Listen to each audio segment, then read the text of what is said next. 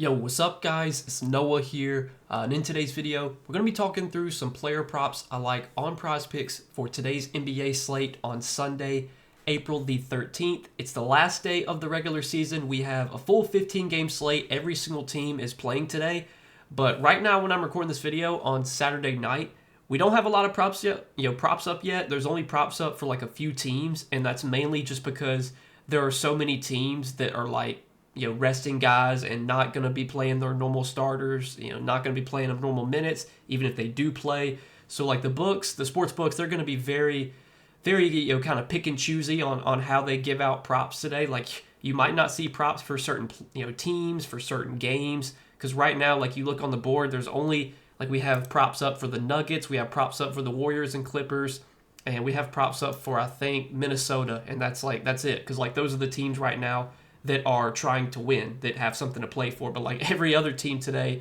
basically doesn't have anything to play for, or they're resting starters. So like even though it's a 15-game slate, it's going to be not a lot of options today, at least not right now. Now maybe Sunday, as we get closer to tip off of these games, you'll start to see more props get added to the board. And as always, I will give out more plays on Prizepicks every day. I give those out on Patreon. But with what's available on the board right now, Saturday night, I do have two early plays I like from the few games that we have available. And, we're going to talk through these plays. We're going to break them down, share why I like them. Now, before we do get started, guys, make sure that you hit that like button down below. If you do enjoy these Prizepicks videos, make sure to hit that subscribe button as well. And if you guys are new to the channel, and if you are new to Prizepicks, if you don't have a Prizepicks account, be sure to sign up and use that promo code NOAH when you sign up for Prizepicks with my promo code and place your first $5 lineup. You're going to get $50 in promo funds instantly added to your account. So cool promo on Prizepicks. Play $5 and you'll get $50 instantly. You get access to that when you sign up with code NOAH. So check them out if you guys have not yet. And also do want to shout out Sleeper. We do have a partnership with Sleeper as well. Be sure to go sign up for Sleeper, guys. Use promo code NOAH over there. And when you play $5, you're going to get $55 worth of free lineups. So this is a new user offer that Sleeper does. Again, it's a new user offer, so it's available to anyone who has never signed up for Sleeper before. And if you are a new user to Sleeper, when you use that code NOAH, you'll get $55 worth of free lineups. So this is an easy way to build up your bankroll on Sleeper. You use those free lineups, make some money, hopefully, and then you can use that money to either withdraw, or you can just continue to play with it, build up that bankroll over on Sleeper. But if you guys don't have an account over there, again, make sure to sign up and use that code NOAH when you sign up for Sleeper. But let's talk about some plays, guys, I do like for today on Sunday. Now, I do want to recap our plays from our last video on Friday before we go over today's plays. So we gave out 3 picks Friday. We went 1-1. One of the plays we gave out was a Josh Giddey over, and Josh Giddey didn't play Friday. He got ruled out. But we went 1-1 on our 3 plays. The one play that we did hit was on Giannis Antetokounmpo. We took him over 37.5 PR. He had a really good game. I think he had a triple-double, went over his PR line. But unfortunately, we took Keon Ellis over 1.5 steals, which did not hit. Keon Ellis played pretty good minutes Friday night. I think he played like 32 or 33 minutes.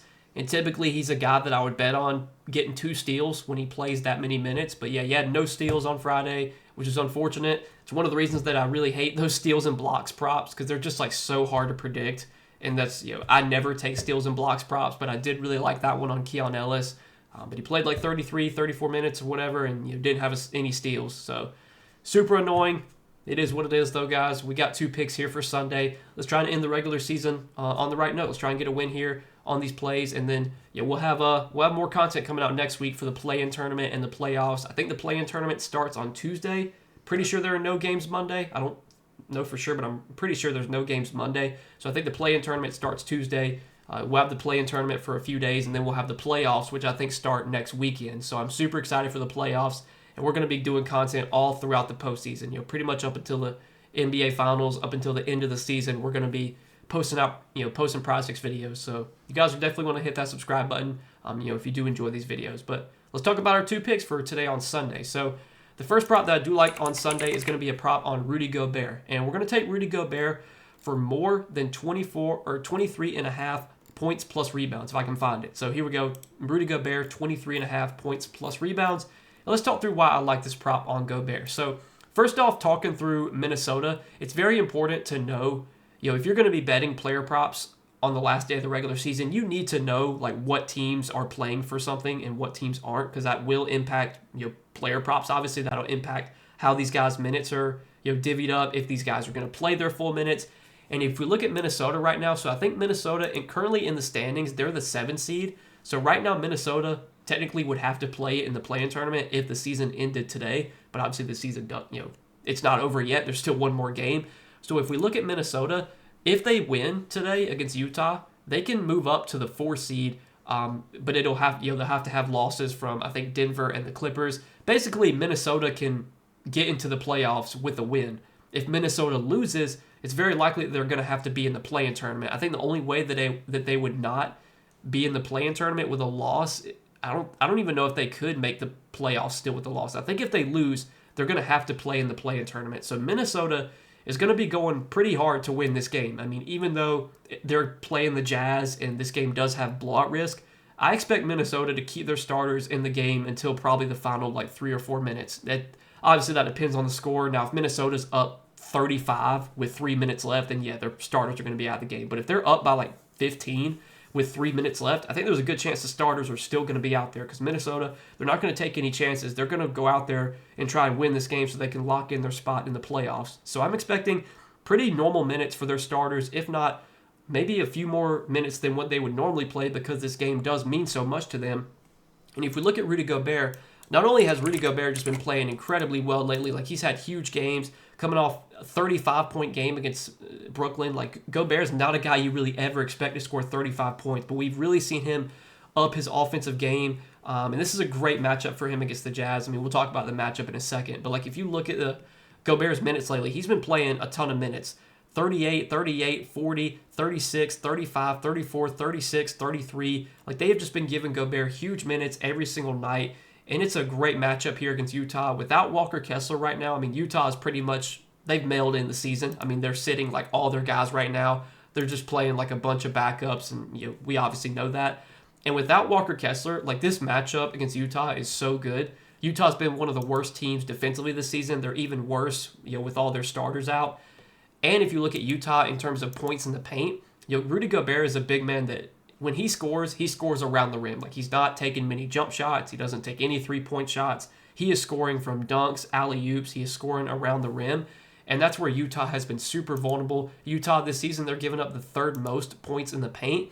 And if we look at a recent sample over the last 10 games, the Jazz are giving up the most points in the paint over their last 10 games. And it's by a pretty wide margin. They're giving up almost 62 points in the paint over their last 10 games. The next highest team is the Mavericks at 56.4 points per game, or points in the paint allowed. So the Jazz have just been getting killed around the rim, and that's where Rudy Gobert just does all of his scoring, is around the rim. So this should be a great matchup for Gobert to continue to score like he has been. I mean, you can look at his points lately. I mean, he's just been scoring a ton.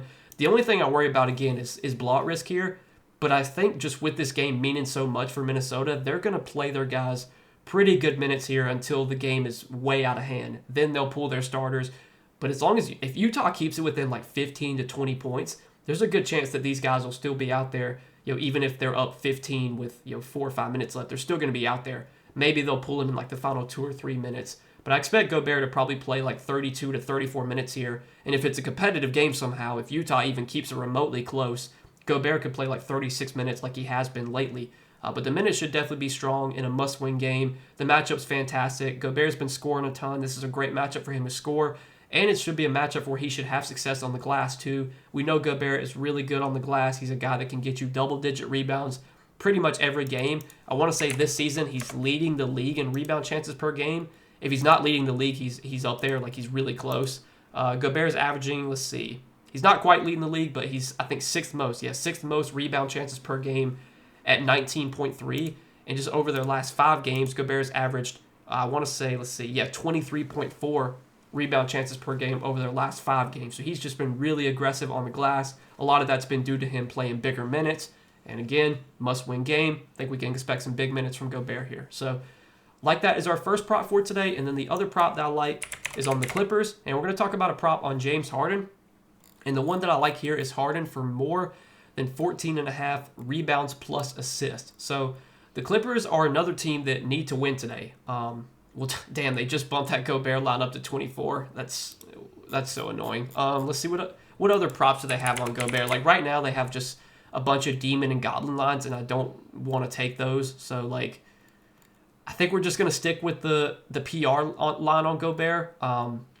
Yeah, I think with it bumped to 23 or 24, I think that's still fine. Like I don't see any other props I would rather take. Maybe you could take over 13 points instead of PR, but like I think this is a really good matchup for Gobert to be able to rebound, and he's been rebounding really well lately. So like I think I like PR the most on Gobert. But if you wanted to take more than 13 points, that's fine too. They did just bump that PR line though to 24, but I still like it at 24. Now looking at this prop on James Harden, so the Clippers, they are another team that needs to win today. If you look at the standings right now, the Clippers are currently the 5 seed, but I'm pretty sure they could fall out of the play. Like they could have to play in the play-in if they lose, and then like I think in order for them to have to play in the play-in, they would have to lose this game. Plus, I think Denver would have to lose to Houston, which seems pretty unlikely. Because Houston's going to be playing like a lot of backups, and I think they would need Minnesota to lose to Minnesota to lose to the Jazz, which obviously that seems pretty unlikely as well. But I think the Clippers are going to play this game pretty normally because they need to still lock in their spot in the playoffs with a win here. If they lose, there's at least a small possibility that if they lose this game, they would have to play in the play-in tournament. It's a slim chance because obviously in order for that to happen, like they would need other teams to lose as well, which the teams that they need to lose are probably not going to lose, like the Jazz or the Timberwolves and the Nuggets. Like they're going to be big favorites, and those teams should win. But I think even if they win this game, I think they'll lock up the number 4 seed. They would need to win this game to get the number 4 seed, and then Houston would have to beat Denver, which Houston beating Denver seems unlikely because Houston's probably going to be playing a lot of their backups. But basically, just numb it down shortly. The Clippers need to try and win this game. Like they're going to be playing their guys pretty normal minutes, I would think. So I'm expecting 36, 37 minutes from James Harden like he's been playing. I mean, if you look at Harden's minutes lately, he's also just been playing a ton of minutes as of late. Last 5 games for Harden, 42.5 minutes, 37 minutes, 38 minutes, 31 minutes in a blowout against Dallas, 30 minutes in a blowout against Dallas, but then 34 minutes, 40 minutes, 35 minutes. Like he's consistently been getting 35 to 38 minutes in competitive games. This game has a 2.5 point spread, so this is a game that projects to be competitive. And if we look at what Harden's been doing from a rebounding and assisting standpoint, he's been rebounding and facilitating really well. You just look at his last few games. I mean, he had 21 RA against Dallas, 21 against San Antonio, had 21 against Sacramento. Like he had a triple-double last game against Sacramento, had 9 rebounds, 12 assists against Spurs, 7 rebounds, 14 assists against Dallas. Harden this season in terms of potential assists, he's averaging 13.7 potential assists per game, leading the team. And then in terms of rebound chances, even though he's a guard, Harden is a guy that does rebound really well. He is averaging 9.5 rebound chances per game, which is second most on the team. So Harden, not only does he run the pick and roll game really well, rack up a bunch of assists that way, he also rebounds the ball really well. We've seen him be able to get triple doubles constantly throughout his career. He's still a triple double threat. Pretty much every night he can get you a triple double. And I like this matchup for him against Golden State. Golden State this season, defensively, they've been really strong. But Golden State is a team that I do believe plays at a relatively fast pace. Looking at pace this season, Golden State, they're 17th in pace, so they're about middle of the pack. But this is a matchup that Harden should be able to rack up assists just for one, because he's going to have the ball in his hands so much. He's a guy that just runs the entire offense, runs pick and roll, runs a bunch of different plays that can get him assists. He's been racking up a ton of assists this year, him and Zubac running that 2-man game. He's also a guy that can obviously rebound the ball really well. He's always around the basket and can rebound. And this is a spot where he's just going to play a ton of minutes because it's a game the Clippers need to win.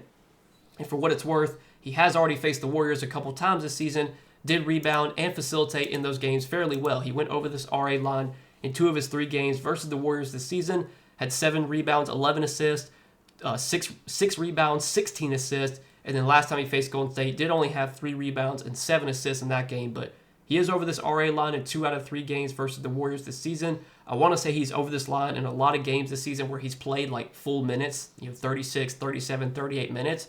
I mean, just look at his games lately where he's played like upper 30s in minutes.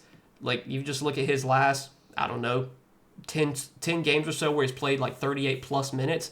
21, 21, 10, 9, 19, 13, 17, 16, 8, 21, 21, 20 rebounds plus assist.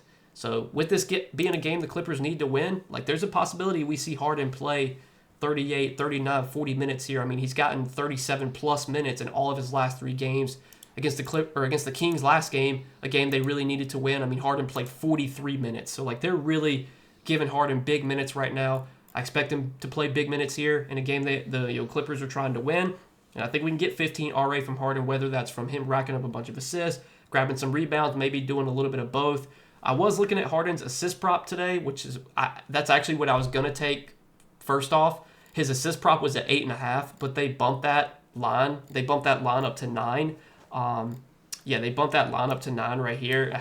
And I just don't like playing the even lines, just because there's potential for a push. I don't like playing for pushes. Obviously, in order for Harden to go over this 9 assist line, he's going to have to get 10 assists. And if he gets 10 assists or more, there's a probably good chance he gets over this RA line too, because he's probably going to get you at least like 4 or 5 rebounds, maybe more. Lately, he's been rebounding the ball pretty well, had double-digit rebounds last game. So that's kind of why I'm liking RA more than the assist prop. But if you can get Harden at 8.5 assists, that was another one that I did like. But yeah, guys, this is what I'm liking. It's a 15-game slate, last day of the regular season, but there's a lot of uncertainty right now with what teams are going to do in terms of starters minutes, what starting lineups are going to look like. Like I think all the so there's 15 games today, and they're kind of split up. Like basically all the Eastern Conference games are at 1 o'clock, and then all the Western Conference games are at 3:30. And I think all the Eastern Conference games, like you're going to see guys resting because the Eastern Conference playoff scenario is pretty much locked in. Like we know who's going to play in what spot in the Eastern Conference, but the Western Conference, it's kind of up for grabs right now. And there's obviously games that are very meaningful in the Western Conference today, these being some of them. And with Minnesota needing to win, expecting some big minutes on Gobert, like this matchup a lot for Gobert, like his over PR. And then same for the Clippers, expecting big minutes for some of the Clippers guys. Harden been playing huge minutes lately, like him over his RA line. But yeah, we'll see what more props get added on Sunday morning when we get closer to game time. I'll give out more Prizepicks plays for today. Share those all the time over on Patreon, so check that out if you are interested, guys. But I appreciate you watching. Make sure you guys hit that like button down below, hit that subscribe button as well. And be sure to go check out Prizepicks too. If you're not signed up for Prizepicks yet, use that promo code NOAH.